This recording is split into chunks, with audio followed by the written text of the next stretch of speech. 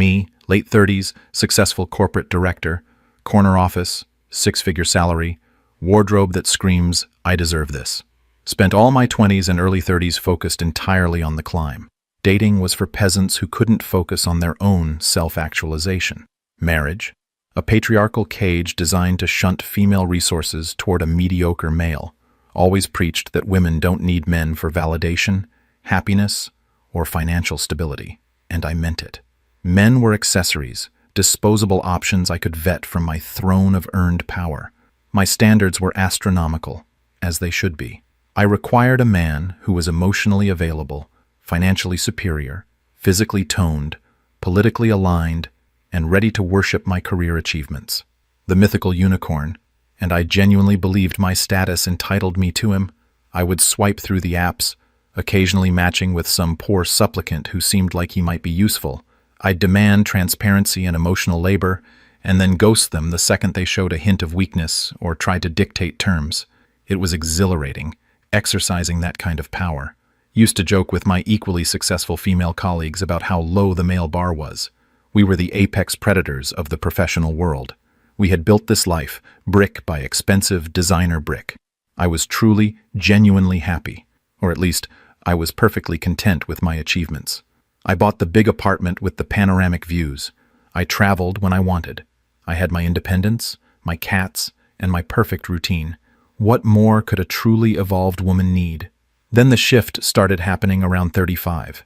It wasn't a sudden crash, more like a slow, chilling realization that the air felt thinner at the top. My girlfriends, the ones who were supposed to be climbing with me, started dropping off. Not quitting their jobs, but prioritizing soft things. One married a guy she met fixing her boiler, a literal plumber, and now she talks about gardening. Another, the CEO of a tech startup, took 6 months off after having a baby and stopped answering emails after 9 p.m. I judged them silently, feeling superior, but the invitations to those shared, wine-fueled complaining sessions dried up. Now, when I look at my calendar, the weekends are oddly empty. The dating apps used to feed me a steady stream of guys my age who were making 7 figures. Now, the men my age are swiping on me, but they look haggard. Or they look incredible, but they are clearly matching to get a quick hookup and disappear. The quality of the messages dropped precipitously. I started getting messages from 20-somethings who called me MILF and asked if I could mentor them. It was insulting. I am a prize, a successful woman.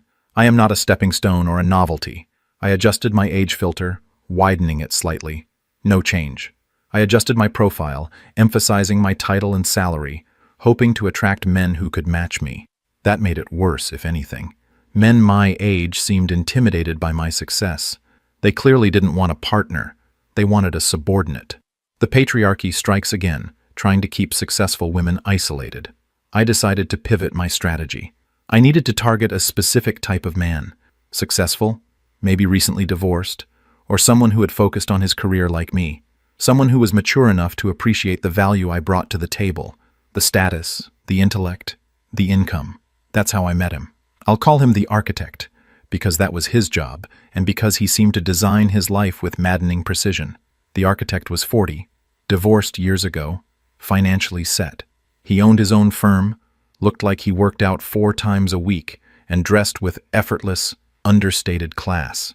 He was exactly what I had spent 15 years earning the right to have. He was witty, calm, and listened when I talked about my work, which was refreshing.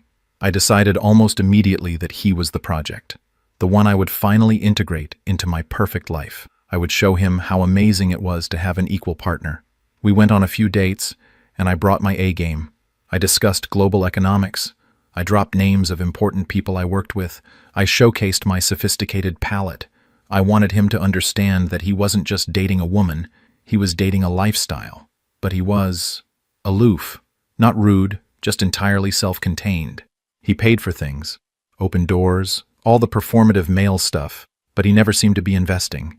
He spoke about his hobbies, solo sailing trips, competitive cycling, restoring vintage equipment, all things that didn't involve me, or anyone else, really.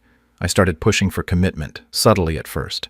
I asked him about his 5-year plan, hinting that it should align with mine. I invited him to my best friend's big engagement party. a high-value social event that would formally introduce him to my circle.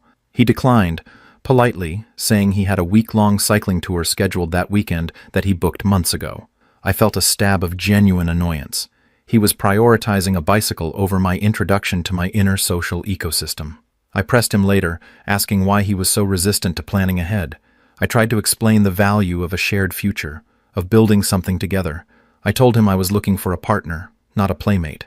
He just smiled, a small, irritatingly serene smile that didn't reach his eyes, and said that he already had a partner, himself. He spoke about how liberating it was to be responsible only for his own happiness.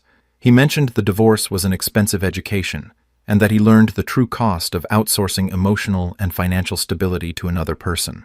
I heard him saying that he was rich because he didn't have to pay for my lifestyle. I heard him saying that he had bought his freedom and wasn't willing to trade it for a new manager. That's when the rage started to boil. I realized I was dealing with a man who had consciously chosen to opt out of the entire game. He wasn't aspiring to a traditional role, and he certainly wasn't aspiring to me. He wasn't intimidated by my success. He just saw it as a cost center, a resource drain that he wasn't interested in maintaining. I looked at his life: a perfect apartment, expensive hobbies, zero drama, zero obligations, total freedom. He was using his wealth and success to fund his solitude. He was completely inaccessible to my manipulation techniques, my status, my demands for emotional labor. He had designed his life to exclude the entire concept of a high-demand, high-achieving, entitled woman like me. He saw the transaction clearly. I bring status and demands. He brings resources and time, and the demands outweigh the status. I tried to appeal to his morality. I spoke about the innate human need for connection, about how selfish it was to hoard his success. I told him he was missing out on the joy of raising a family or sharing deep intimacy. He listened, nodded calmly, and mentioned that he had already experienced those things and found the ROI negative. ROI. He was measuring partnership in return on investment. It was an unforgivable act of male self-determination. I went silent for a few days, trying to figure out how to force him into my narrative. I was convinced I just needed the right angle, the right amount of pressure, the right demonstration of my undeniable superiority. When I finally called him, I was ready to deliver an ultimatum: either step up and commit to building a future, or walk away. He answered the phone and was perfectly friendly, but preempted me. He said that he had enjoyed our time, but he was starting a new chapter and needed to be fully focused on his own path. He was buying a vineyard overseas and moving there next month. A vineyard. Overseas. Next month. Just like that, he was gone. A phantom I couldn't even guilt trip or shame. He had simply vanished from my sphere of influence, taking his resources and his infuriating self-sufficiency with him. I hung up the phone and walked into my immaculate, silent living room. The sun was setting over the city, reflecting off the glass of the skyscrapers I had conquered. I realized with a cold, sickening clarity that he didn't need me, and that men like him, the ones who had achieved true power and autonomy, were increasingly choosing this path. They weren't settling for the high-maintenance, high-status woman who viewed them as a means to an end. They were building lives where the end was just them. I started to rage, pacing the polished hardwood floor. I felt the full weight of my biological clock, the empty years I had traded for a title that meant nothing in the dating market. My hard-won independence felt like a lonely, sterile cage. I thought of all the dating advice I had given, the sermons I had delivered on female superiority. It all felt hollow now, because it assumed that men would always be there, competing for scraps, needing our validation to function. But they weren't competing. They were leaving. They were looking at the cost, looking at the risk, and looking at the younger women who weren't yet hardened by corporate ambition and cynical entitlement. Women who still offered softness, novelty, and the genuine desire to build a new life, not just manage an existing corporation. The injustice of it all was physically painful. I, the successful, powerful director, was being overlooked for the girl in college or the assistant who still baked cookies. It's not fair. I had earned the right to have a perfect husband.